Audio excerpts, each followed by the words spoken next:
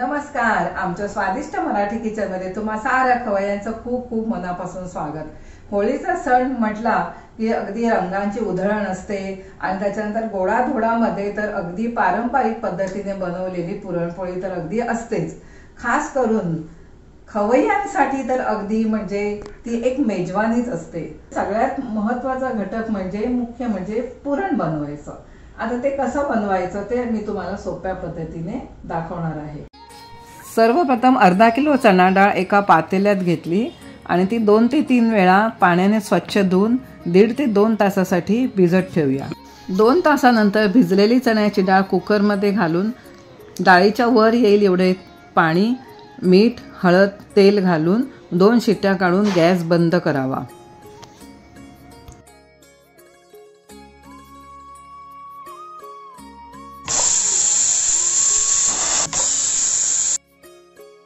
इथे तुम्ही बघू शकता आपली चण्याची डाळ व्यवस्थित शिजलेली आहे.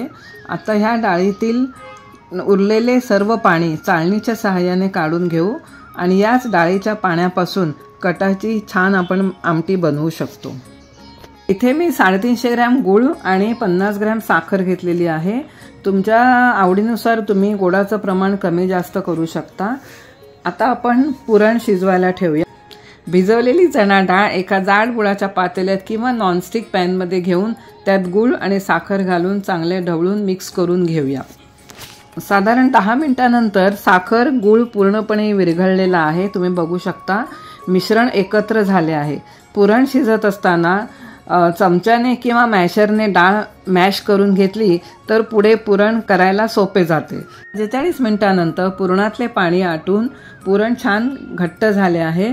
पुरण तयार झाले आहे याची खूण म्हणजे आपण एखादा चमचा किंवा उलटणं पुरणामध्ये ठेवून जर उलटणं व्यवस्थित उभं राहिलं तर पुरण अगदी छान झाले असे समजावे.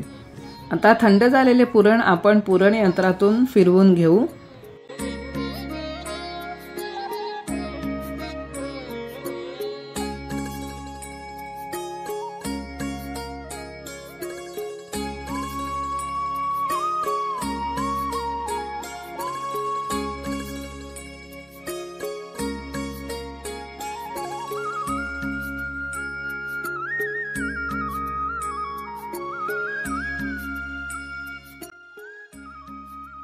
शेवटी त्यात थोडी जायफळ पावडर आणि वेलची पूड घालून घेऊ. इथे आपले पारंपरिक पद्धतीने पुरणपोळीसाठी मऊसूत पुरण तयार झाले. पाहिलेत ना खवय्यांनो, अगदी सोप्या पद्धतीने झटपट आपलं हे पुरण कसं तयार झालं आहे ते. आमच्या स्वादिष्ट मराठी किचनला सबस्क्राईब करा, लाईक करा आणि व्हिडिओ शेअर करा आणि आवडलेच तर बेल आयकॉन दाबायला मात्र विसरू नका. धन्यवाद.